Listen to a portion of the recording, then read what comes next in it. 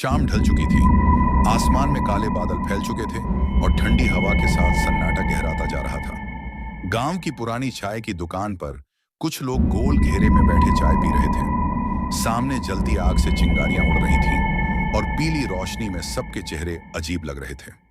बातचीत चल ही रही थी कि तभी एक युवक बोला, चाचा जी, आज फिर कोई दिलचस्प कहानी सुनाएं जिससे चाय की चुस्की लेने में और मजा आ जाए। अरे भाई, तुम्हारे चाचा जी अगर कोई कहानी न सुनाए तो शाम की चाय का क्या मजा। लेकिन आज मैं जो कहानी सुनाऊंगा वह मेरी खुद की कहानी होगी, मेरी आप बीती, जो मेरे साथ एक दुर्घटना घटी थी जब मैं कभी जवान हुआ करता था। अरे चाचा जी, इस चाय के साथ साथ हम आपकी कहानी सुनने के कारण ही यहाँ जमा होते हैं।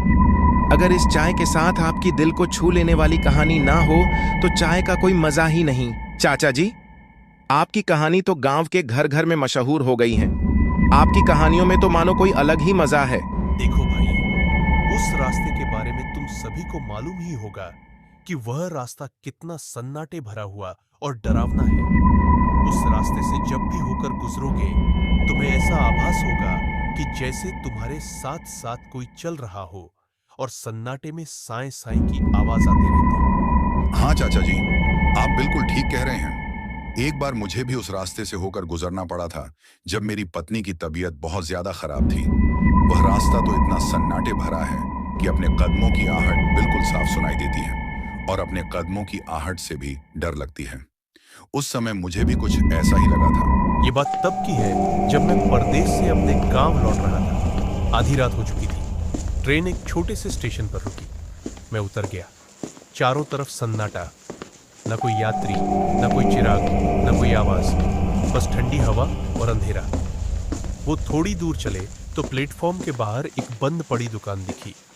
टूटा हुआ शटर, जंग लगा बोर्ड, न कोई इंसान, न कोई जानवर। रास्ता भी वीरान था। फिर मैं उसी दुकान के सामने जाकर खड़ा हो गया। उस दिन रात कुछ ज्यादा ही अंधेरी थी। मुझे कुछ डर सा लग रहा था कि तभी सन्नाटे को तोड़ती हुई एक आवाज आई, बेटा। फिर मैंने देखा कि मेरे सामने सफेद कपड़े में एक बूढ़ी औरत खड़ी है। बेटा, मैं इस रास्ते पर अकेली हूँ। बहुत अंधेरा है। समझ नहीं आ रहा घर कैसे जाऊं। क्या तुम मुझे मेरे घर तक छोड़ दोगे? हाँ दादी, इस रात के अंधेरे में मैं भी रास्ते से अनजान हूँ।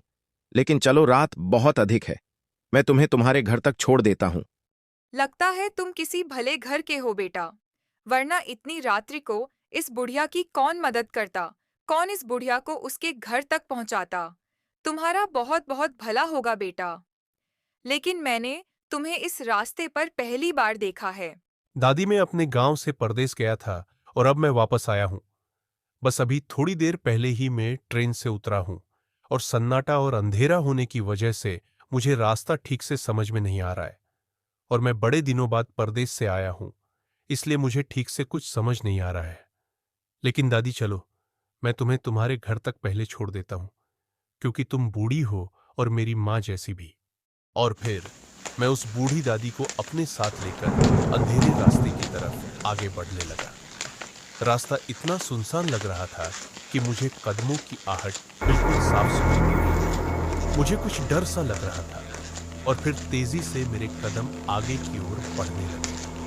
धीरे धीरे मैं एक घने जंगल की ओर बढ़ते जा रहा था, जहां सिर्फ सन्नाटा और पत्तों की सरसराहट की आवाज आ रही थी। बस बेटा, मेरा घर आ गया। बस यही मेरा ठिकाना है। मैं यहीं पर रहती हूँ। दादी, ये तुम किस जगह पर रहते हो? ये जगह तो बिल्कुल वीराना है। यहाँ दूर दूर तक कोई भी नहीं। यहाँ तो सिर्फ तुम्हारी एक अकेली झोपड़ी है और इस भयावह जंगल में भला कोई कैसे रह सकता है? अच्छा तो दादी, ये बताओ, तुम अभी इतनी रात को कहाँ से आ रहे हो?